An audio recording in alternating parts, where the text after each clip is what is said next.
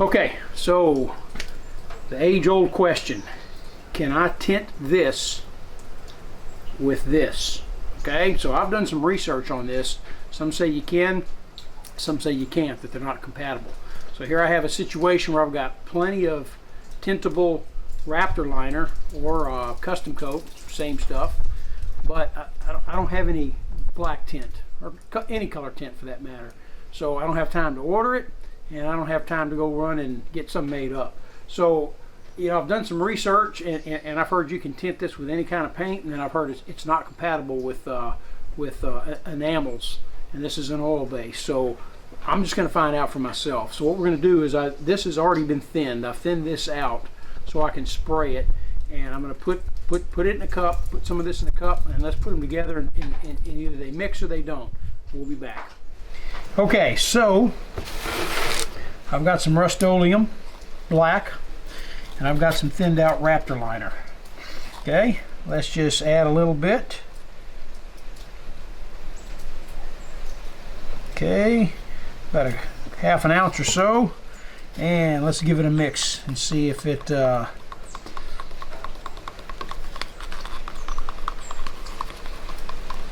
well, that appears to be mixing just fine. There's no reaction, there's no separation.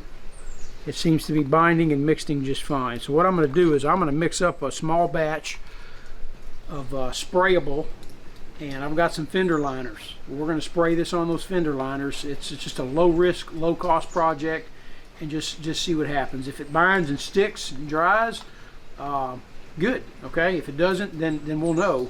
But let's continue on with this and take it to the next step of, can we tint tintable Raptor Liner or custom coat with Rustoleum? We'll be back.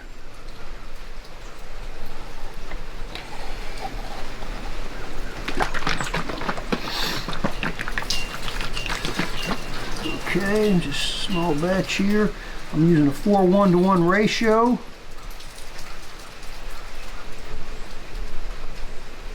Okay, got that.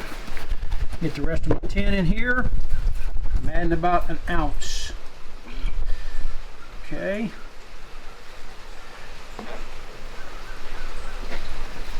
And let's just mix that up.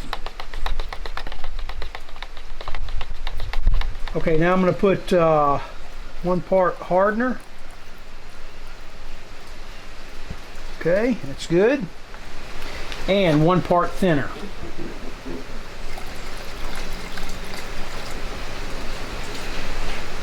More. There we go. Okay, so that'll make it nice and sprayable. So let's mix this up. We're going to put it in the gun and see how it lays out.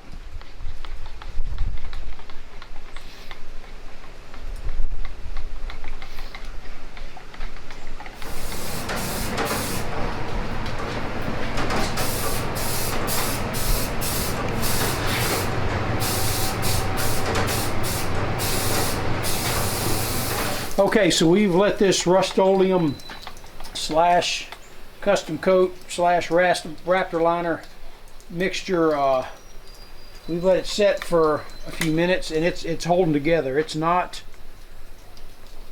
reacting in any way. So we're going to strain some out, let that drain out there, get our protective equipment on, and let's do some painting.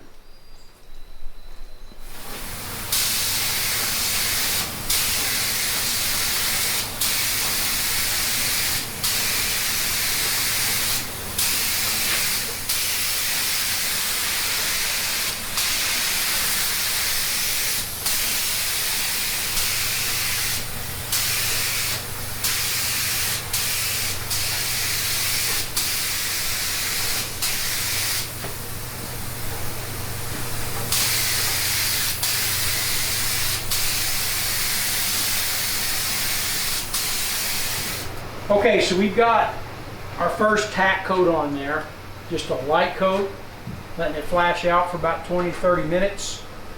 No issues, no runs, no reaction. I don't see any solvents popping or anything like that.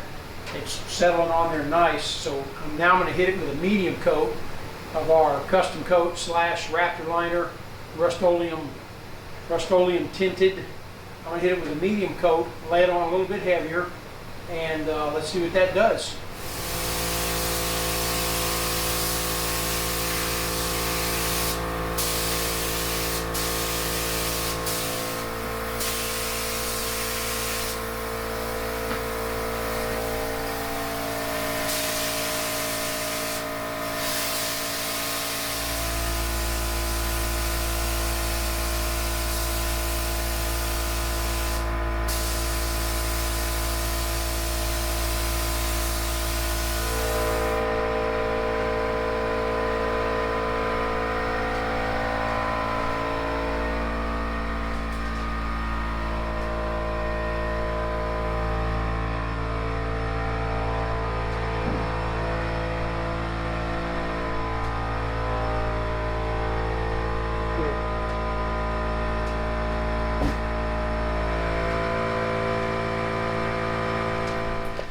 Okay, so yeah, that looks really good. It's adhering really good, it's binding really good. So I'm going to make up one more batch here, real light. Okay, I'm using 411. Remember, this has already been thinned, but I'm going to thin it a little bit more. So I've got 4 parts of my Raptor Liner to 1 part hardener. Okay. And 1 part thinner. And I just use lacquer thinner on this. I used to use urethane thinner. It's expensive. I can't tell the difference when I use lacquer thinner. Time will tell. It's good. And I've got my my Rustoleum here. I'm going to put about 1/2 ounce in it.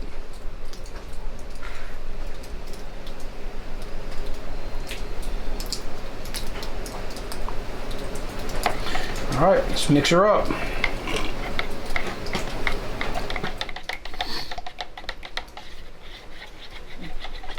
Okay, for this last application, I'm going to turn up my air pressure about 3 or 4 more pounds. So I'm actually going to be at about probably around 25 pounds of air pressure on this gun, and I'm going to do what's called just what we call a fill coat or a drop coat. And I'm just going to dust it a couple of passes and just let it flow out and fill in, and it should be good and equal all the way across. And then we're going to let it sit in there. We got a heated area in there, heated, well ventilated. Just a makeshift paint booth, and we're going to let it dry out for probably at least a day, maybe 2, because this does take a while to harden. I was going to use, as you can see the weather, I was going to use some Japan dryer, but since I moved it inside to this little paint area that Milena made up for us, I got it set at 80 degrees in there, and we have a heater, so it's doing well. So anyway, let's get this fill coat on there and see what the final product looks like of Rustoleum and Raptor Liner / custom coat tinted bed liner for fender guard applications. We'll be back.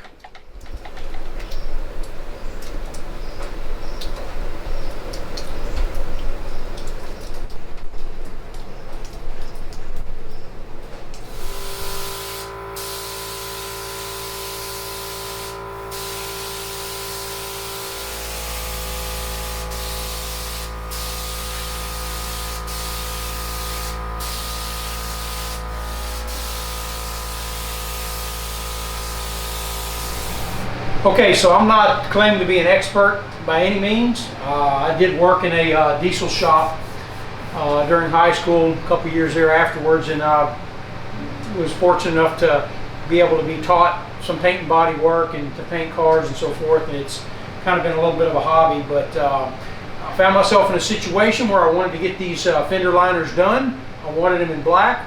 I had the Raptor Liner, but I didn't have the tint. So my options were to order the tint at $22 a bottle, or go to my auto parts store and have some made up, which takes a couple hours. You got to order it, then go pick it up, and it's expensive. So I took a chance. I experimented with the Rustoleum, which was cheap, and I actually had it on hand.